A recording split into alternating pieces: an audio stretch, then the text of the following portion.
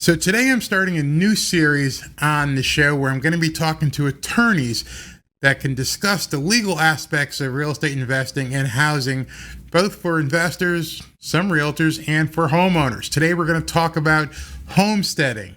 What is homesteading? How do you file homesteading? What does it protect? When do you have to file? All those questions are going to get answered today. Today I'm going to feature a video from Brittany Alexander from Premier Property Law here in Fort Lauderdale. Brittany is an expert on homesteading, and I'm going to let her walk you through the entire homesteading process. Your source for profit. Hear what you need to know to succeed in today's real estate market. So Homestead is sometimes dubbed this Florida haven for the rich and criminal, but honestly, homestead exemptions are incredible legal tools that protect families living in the state. There are actually three different types of Florida homestead. First is debtor protection against forced sale by creditors, restrictions on conveying property, and a reduction in taxes. Let's talk about debtor protection first. This is what everyone's most interested in. We've all heard about the ultra rich buying, houses a millionaire mile to protect their cash should something go wrong in their business.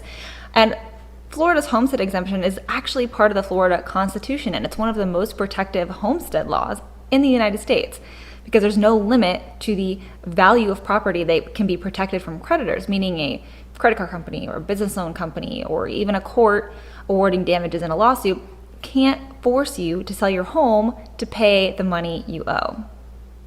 As long as the property is within a half-acre size inside a municipality that's like a town or a city, you're protected.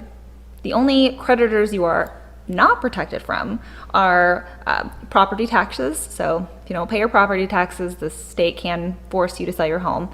But if you register your property as homestead, you do get a small tax deduction. 2, mortgage companies pay your mortgage. Lien for work done on the property, so pay your roofer, and any creditor with a lien that predates the establishment of the homestead. So if you owe money to any of these 4 types of creditors, homestead is not going to protect you.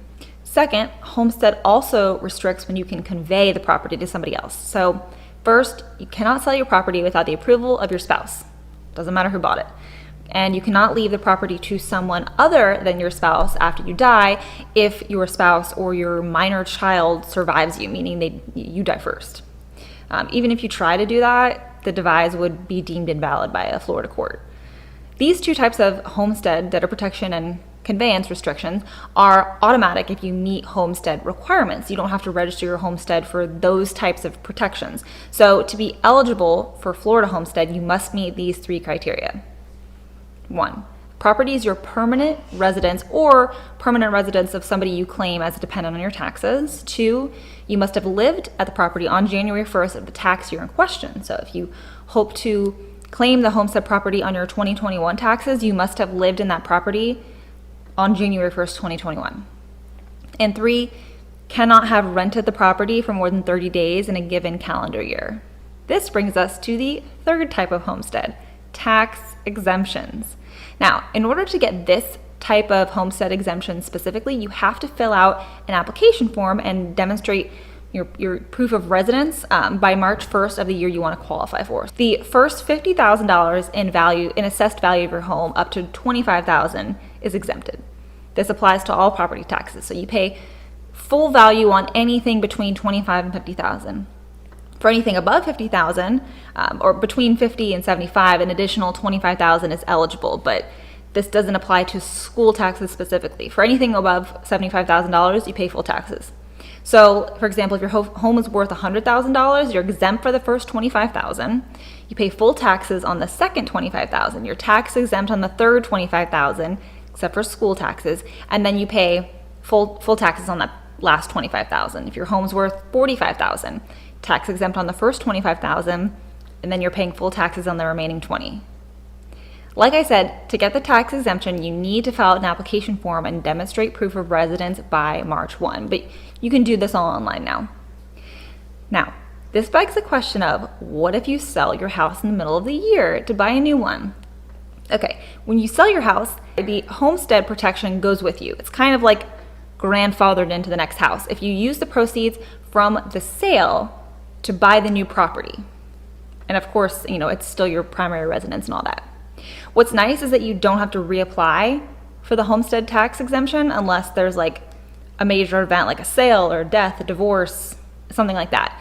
But if you're no longer eligible for a tax exemption because it's no longer your primary residence or you're renting the property out, you have to notify the state of the change. And I know you're probably thinking, why would I tell them to raise my taxes? Well, you want to do that because if you don't, you'll be subject to a tax lien, which comes with a lot of interest and penalties, and you don't want to have to deal with that. Floridians, let's be thankful we have the homestead protection, and if you're eligible, make sure to submit your tax exemption application by March 1. Okay, I feel like a dumb blonde right now. Oh my God, that was just a ton of information, a lot of it quite confusing. But if you need to talk to someone who understands the ins and outs of homesteading, I would definitely give Brittany a call. Well, that's it for today's attorney feature. Watch out for the next one. Talk to you soon. Your source for profit. Hear what you need to know to succeed in today's real estate market.